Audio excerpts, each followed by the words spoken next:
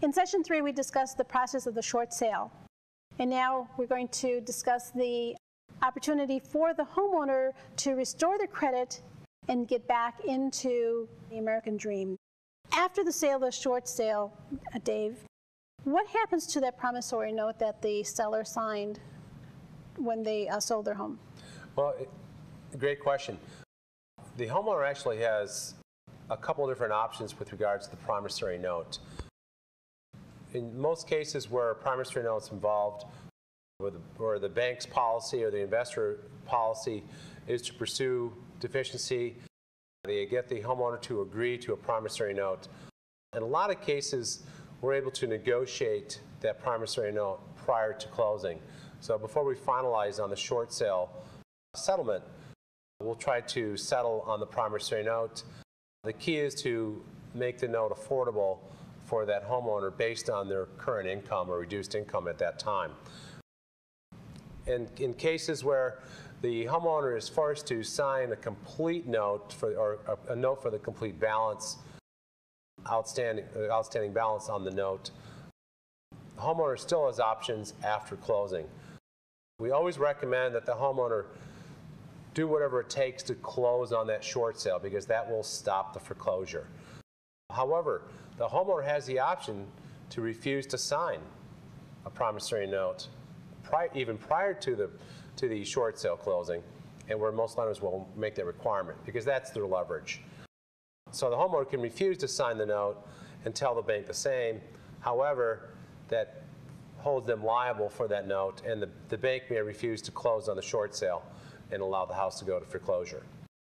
In cases where the homeowner has a promissory note that they've already signed prior to the closing and now have liability for that note after closing, they may continue to pay on that note if they can afford it as long as possible. And what we recommend is they at least continue to pay at the best of their abilities, and then maybe after a year they can go back and renegotiate a settlement on that note. What we have found is that most lenders are negotiable with that promissory note after it's been seasoned, say, for a year, and may accept a settlement at that point in time, and maybe able to accept a settlement at a nice discount as well. Okay, that's a great thing for the homeowner. Absolutely. The other thing, the homeowner, they've been behind on their mortgage payments, and now they have a short sale impacting their credit. But many homeowners have also gotten behind in their credit cards.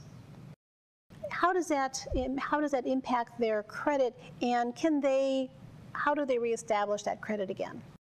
Well, we highly recommend that all of our homeowners pursue a credit restoration program.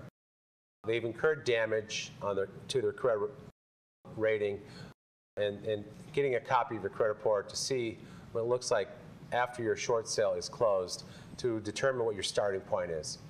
At that point, they should pursue a legitimate credit restoration program. It could be a program that's sponsored by a local mortgage broker.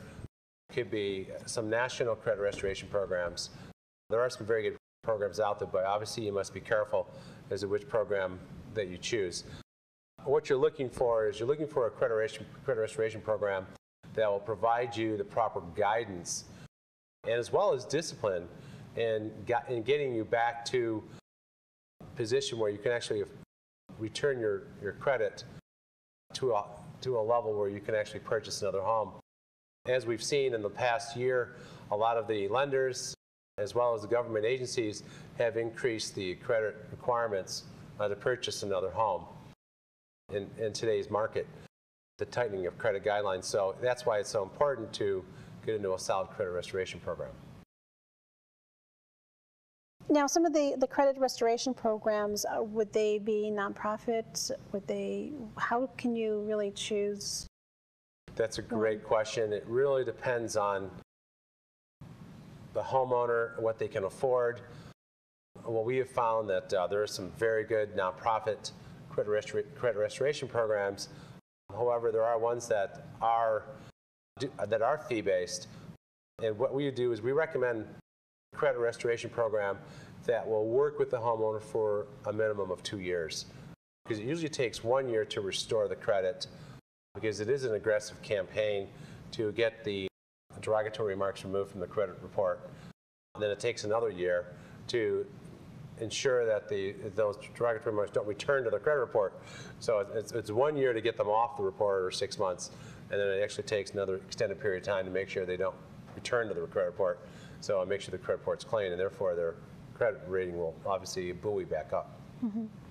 So it's a great opportunity for the homeowner to start reestablishing credit, and it's a fresh start for them. Absolutely. Where they're not under that complete stress that they were during the short sale or in a foreclosure process. So now they can start concentrating on their family, their life, and starting all over again and start building up that credit. But I'd like to just summarize that we discussed the promissory note, the impact to the homeowner, and how they can actually limit that liability after the closing in negotiating with the lender. And then we discussed options for the homeowner also to start restoring their credit, because it's really important to start restoring your credit immediately after the short sale process. So as soon as you can start getting on track and building up your credit, the sooner you can start going back and thinking about buying another home. And then at that point, after a couple of years, about how long would it take to restore your credit? Well, approximately 2 years in a good program. Mm-hmm. Again, I would advise homeowners to do their due diligence in selecting the right credit restoration program. That's why you should be checking your references, mortgage brokers, real estate brokers who sponsor programs within their own agencies. That would be the first place I would look. And then also, you may look at, local church groups and other nonprofit agencies that might be able to provide those types of services, or at least provide that recommendation. And after that, then I would say that try to gain a referral from a legitimate source. Mm-hmm. Yeah, and after that, since you have a fresh start, it'd be a really important time to really start establishing even your credit cards and getting those that you're paying them and not having any lates, because you need the 2 to 3 years to actually be clear of any late payments, so that they can see that you're really serious about rebuilding your credit.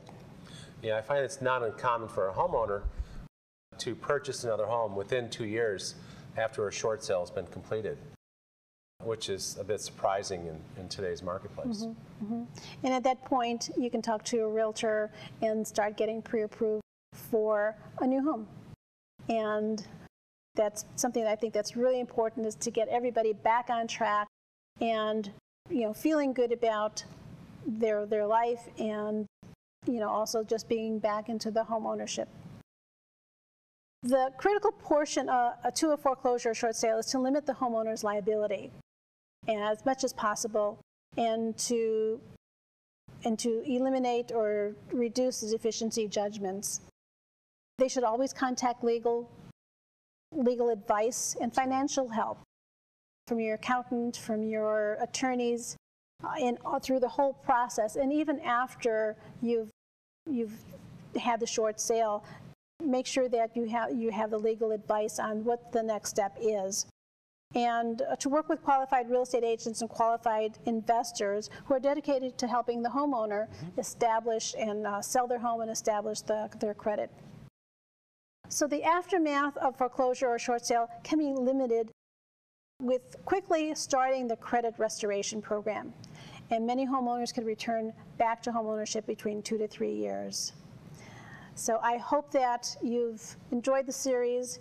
If you have any questions, you can go to your website. Yes, you can go to our website, which is o'haraproperties.com.